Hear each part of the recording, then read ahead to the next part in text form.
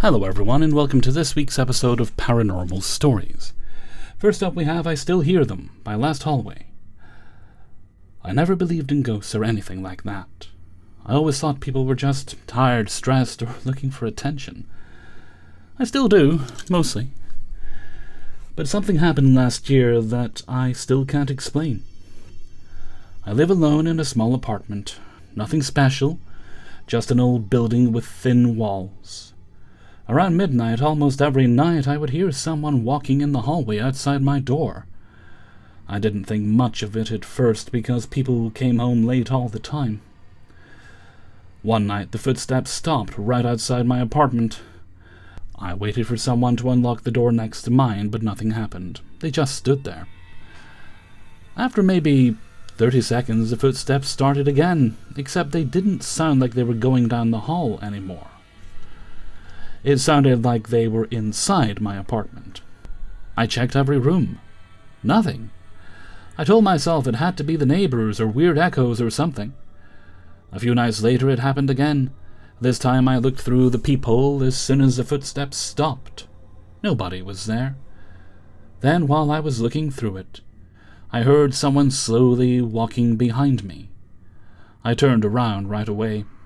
Nothing. I barely slept that night. Over the next few weeks, it became normal, if that even makes sense. Around midnight, footsteps outside, they stop at my door, then somehow I hear them inside. I stopped bringing it up because everyone just laughed. One weekend, my sister stayed over. I never told her about any of this because I didn't want to freak her out. Around midnight, she looked up from her phone and asked who was walking around. My stomach just dropped. I asked what she meant. She said it sounded like someone wearing heavy boots, walking from my bedroom to the kitchen. We searched the whole apartment. Nothing. She didn't stay another night. About a month later, I finally asked my landlord if anyone had died in the building. He looked kind of uncomfortable and said an old man died in my apartment years ago, natural causes. Then he asked if I had been hearing footsteps around midnight. I just looked at him. He said every tenant that stayed there for more than a few months eventually asked him the same question. Nobody ever saw anyone, just footsteps. I moved out not long after. I've been in a different apartment for almost a year now. Nothing weird has happened. But every now and then, usually around midnight, I wake up for no reason. For a few seconds, I can hear someone walking outside my door. Then they stop. Story number 2. Something was very wrong with the place I used to live, by I can never think of name. I don't really like using the term demon. I also don't really know what the definition is, but I've encountered quite a few spirits in my time, and this was something different. So basically, I briefly lived in a building that used to be a boarding house for a Catholic school. It was crazy old, at least 200 years, but maybe more. But I kind of loved that about the place. I loved the hallways and the set out of the rooms, and was honestly quite excited to move in before I lived there. We lived with 40 other people, as it was a student halls type thing. As I previously mentioned, I have encountered ghosts and the like in the past, and didn't really feel anything in most of the building. The hallway upstairs, unfortunately where my room was, however, did have a strange vibe. When it was dark, it felt like being chased down the corridor. I'd feel something behind me, and like I needed to run and turn to get a light on or go into my room and hold the door shut behind me. It never followed me into my room, thank God, and weirdly, the second the light was turned on, the feeling completely vanished, which, in hindsight, seems strange to me. In the past, ghosts were around more at night, sure, but they didn't seem to vanish the second there was light. In fact, I've experienced them during broad daylight, so that was weird. Other than that, we lost a lot of stuff while living there. A lot of stuff broke, and some in really strange ways. A good example is my partner's ring. It was pure silver, not cheap by any means, but one day he woke up, and the ring had a part from the middle missing, like someone had cut a piece from the ring, stopping it from connecting to a circle. I've never seen anything like it. We lost so much crockery while living there, and then when moving out, the moving van's windscreen smashed for no rhyme or reason as to why, just completely bizarre. I also note that both of us were very ill living there, especially in my room, which was attached to the corridor I've mentioned. We'd feel drained and get colds and flu all the time. It was far nicer in my parents' room, and we'd feel a lot happier in there. Whenever we left the building or went on holiday, we'd feel so happy, and more well than we had in months. Like a weight we didn't usually notice was lifted. This was also the case for this strange feeling of stress I felt only there, and a violent sort of anger. This is really strange for me because I'm a very mellow person who doesn't get riled up easily. I never acted on it, but it was incredibly out of character and jarring to experience. Again, I'd go back to normal when not in this house. Because of that, I spent almost a year at the library. Again, being a student, that was a good option to get work done too. It's important to mention that we really didn't get on with a lot of our housemates. They were bullies and absolutely vile people to the point where I to this day remain perplexed as to how adults could behave like that. It makes me wonder if this is what was causing my stress and behavior changes. But then I also wonder if they were experiencing something similar to me and acting as horrid as they were because of the influence of whatever was in the house. All in all, glad I don't live there anymore, but I just wanted to get this story out and ask if anyone has any idea what that was. Is that the kind of thing a demon would do, or a really negative ghost maybe? Okay, story number 3 is anonymous. I'm currently cat-sitting alone in an apartment. The owners are an older couple, and they've been traveling together for a while. Sadly, while they're away, the wife passed away unexpectedly after becoming ill. Her husband is still overseas handling everything. Oh, that must be a nightmare. The timeline may be a coincidence, but I wanted to mention it because of all the strange things that started after I learned she had passed away on the trip. At first, I thought maybe someone was somehow accessing the apartment, even though that didn't make a lot of sense. But after all that's happened, especially waking up with unusual marks, I'm starting to wonder if I'm being haunted or something like that. Let me start by saying that some of my things have disappeared randomly over the past few days. A pair of my underwear disappeared, a couple of socks, a hair clip, nail clippers. The thing that caught my attention was my computer. I was working in the guest room. I went to the bathroom, and when I came back, it was gone. I was able to find it the next day in the main bedroom of the apartment, one that I had never stepped foot in until that day. At night I can hear random noises continually throughout the apartment. I know buildings make noises, but it still made me uncomfortable. The cat has also been acting unusual. They follow me almost everywhere, meow at walls or areas where there is nothing to be found, and sometimes they seem focused on things that I can't see. I know cats do that, so I'm not saying that means anything, but it's added to just how unsettled I've been. The thing that scared me the most happened one night. I came back from visiting my friends and checked the apartment as I always do. I specifically checked the sliding balcony door before I headed into the bedroom, and I am certain that I closed that door. The balcony door is heavy, and I almost never leave it completely open because the apartment gets cold. The cat was in the bedroom with me the entire time. There's no way the cat could have opened it. About an hour later, I left the bedroom to grab something from the kitchen, and the balcony door was wide open. All the way, I know the cat didn't do it because they were with me. What could have done it? The same night, I set the thermostat to 68 Fahrenheit before bed like I always do. I had the AC running smoothly, then all of a sudden it stopped. Warm air started coming from the vents, the room began to heat up, and I ended up opening the bedroom windows because I was sweating. When I woke up the next morning, the thermostat was at 80 Fahrenheit. I watch a lot of true crime videos, and I considered that it might have been an intruder who was changing the temperature to make me leave the room and then get me. But then I woke up and had unexpected marks on my skin. I have a cluster on my cheek and a couple of more on my arms. They look a bit like tiny hickeys or bruises. They don't hurt, they don't itch. Otherwise, I feel completely fine. I don't really believe in ghosts. I'd prefer it was a ghost over a person, though.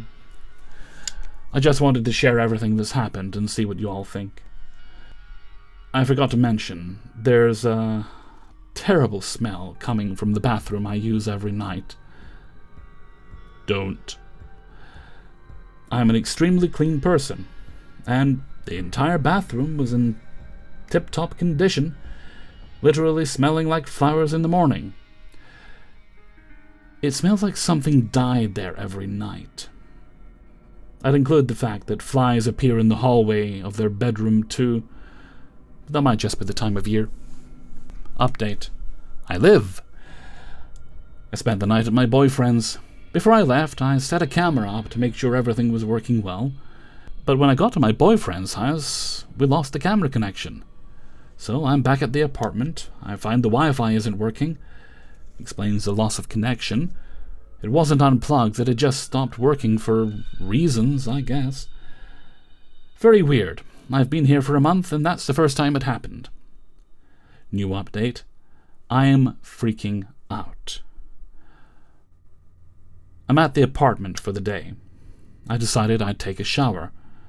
So I'm washing my hair, and then suddenly I feel scared, because it felt like there was someone in the bathroom with me. I had my eyes closed for a second while rinsing my hair, and then when I opened them, I jumped because I thought I saw someone. Then I realized there was nothing there, so I kept washing my hair. Then I suddenly heard a really loud noise from the bathroom door. The door was shaking, as if someone was banging on it really hard with both hands. It scared me so badly, I slipped in the shower and fell. Ooh. I landed on my back, hurt my butt. Then, after a few seconds, the banging just stopped. I feel it's worth mentioning that the camera didn't detect anything outside the door. It's been 20 minutes and I'm still in the bathroom because there's no way I'm going out right now. Final update. Hi guys, I won't be coming back here to update anymore. I'm still a touch confused about everything that happened. I don't really understand who or what was causing all these things. The apartment was checked twice. There was nothing. Staying there was only making me feel more scared, so I grabbed my stuff and left for good today. Okay, I paraphrased that slightly to protect the person's anonymity. Okay. Story number 4. Mimics. By C Package 417. It's been almost a year now since this happened to me and my ex-best friend. To set the scene, it was almost 4 a.m. My old house was surrounded by trees, and it was a long downhill walk to get to the house in the woods. We had snuck out like teenagers do, and we were currently trying to sneak back down to the house when my friend stopped out of nowhere and tried to get me to stop as well. I looked at her, confused but also scared, as if we had just gotten caught. So I looked down to where my dad used to have a shop behind our house. I swear I could make out his image, but it was a shadow that just had his outline. I knew it wasn't my dad, but it was almost like I was in a trance, looking at this thing while it slowly dissipated into nothing. My friend and I were both frozen in fear as we heard footsteps coming toward us from the woods. We stood there almost under a spell, too scared to move, until I grabbed her hand and just knew we had to run. My dad had cameras, but I didn't care about getting caught anymore. We ran to the back of the house, where there was a back door that was closest to my room. My friend literally fell down the steps like they do in horror movies, dropped her frozen gas station drink and yelled, "Fuck it," before rushing to get back up as we locked the door. We quietly shut my bedroom door and started talking about what just happened. I wanted to know exactly what we saw. She told me she wasn't looking back out where my dad had his shop. In fact, she didn't see my dad at all. She was looking toward the front porch, and she saw my sister's shadow. We both started crying when we realized we had seen the same shadow-like thing. I felt so scared that we looked up spiritual protection ideas, and one suggestion was to put a line of salt across your doorway, so I poured a line of salt in front of my bedroom door. The next night we went to her house, and were still talking about what had happened because it was so trippy. We wanted to know for sure that we had seen the same thing. So we both drew it at the same time. When we showed each other our drawings, they lined up perfectly. We had even drawn a second picture, almost like the first frame in an animation showing it disappearing. We sat there a little longer, trying to make sense of it and wondering why she saw my sister while I saw my dad. I randomly blurted out, what if it was a mimic? And my phone suddenly started reading out what a mimic was. I never had Siri set up in my phone, so I was freaked out, and so was she. I moved away from that place a little over 7 months ago, and still think about that experience. I had never felt unsafe inside that house, but I always felt uneasy whenever I stepped outside. Even my ex-boyfriend experienced something strange there. One night he picked me up while I was inside packing a bag. When I came outside, he said he swore he had seen me run past his truck and told me we needed to get the fuck out of there immediately. Alright, fifth and final story is Weird Thing That Happened in Rural Ohio by Ghost the Duchy. About 2 years ago, I was driving home around 11 to 11:30 p.m. It was wintertime in Ohio. It was extremely dark outside, like that kind of dark where the high beams of my Ranger do almost nothing against the sheer blackness of the night. Anyway, we were coming home from the hospital because my grandma had cancer. It was the same cancer that killed her husband the year before I was born, and she was rapidly getting worse. While driving on the highway after getting some food, it was from a place we always went to, nothing really notable had happened that day, and both my mother and I were pretty well rested. We got off an exit ramp after the light turned green, turned left, and both got hit with an overwhelming sense of dread, like the feeling that death itself had climbed into the truck bed with us. It felt as if everything pitched down audibly, and every song sounded like it was out of tune, so we eventually just turned off the radio. We continued to drive like that for a while, around 25 minutes straight, occasionally asking each other if we were feeling the same thing. Both my mother and I were too terrified to even look in the rear-view mirror, and it felt as if the darkness was bearing down on us. We both started praying over and over, hoping it would help, but the feeling refused to subside. There was a small town along the road, and right before it was a cemetery. Not a very large one, but a cemetery. If you're curious, the road was Route 50. It was a section between Chillicothe and Bainbridge, but what happened next occurred right before the cemetery, a little after the intersection with Lower Twin Road. I had slowed down at this point from 65 miles an hour to about 50. We hadn't seen a single car the whole time, which was strange since there was always semi-trucks or dump trucks. After we passed the intersection, we both saw this large pitch-black dog. It was about the height of the Ford logo on my '04 Ranger. It was in the opposite lane, not crossing the road, just standing there. It was looking right at us in a hyper-uncanny way, like that kind of stare where you know it's locked onto not just the vehicle, but you specifically. It had a rather oversized, toothy mouth and was baring its teeth right at us. It didn't flinch for a moment, and as we passed it, my eyes darted over to my mirror. It had already turned around, and it was still looking at me. Both my mother and I audibly reacted at the same time, and we both described it to each other word for word. It wasn't wolf-like. It was like a giant all-black Greater Swiss mountain dog, and the eyes didn't look like a dog's eyes. They were much too large. After that, we drove through the tiny town of Bourneville. It had streetlights, and we used those to check our surroundings. But we saw nothing out of the ordinary, and the feeling we had only got worse, and we both kept seeing figures standing behind road signs. Eventually we pulled into a school parking lot with ultra-bright white lights and motion cameras everywhere. But we couldn't see anyone or anything. The feeling we had was still suffocatingly present. After about 10 minutes, my mother urged me to continue our drive and go home.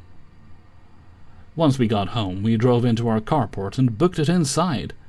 We stayed up for hours, guns in hand, waiting. After about 3 hours of silence, the feeling drifted away, and we eventually went and laid down. My mother and I still talk about this every once in a while, and our stories always match. I still have no idea what happened, but it felt like even our prayers couldn't help.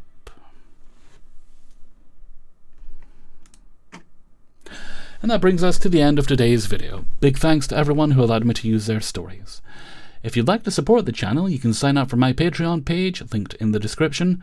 $1 or more a month, wherever you're comfortable supporting, gets you early access to all the videos at once on Monday. You'll also find a link there to my merchandise store if you want to get a mug or a hoodie or a t-shirt or something like that, as well as my Discord server and my Threads account. And my email is kingofthecities@gmail.com if you need to contact me. That's everything for now, so until next time, thank you very much for watching, and take very good care of yourselves. Bye-bye.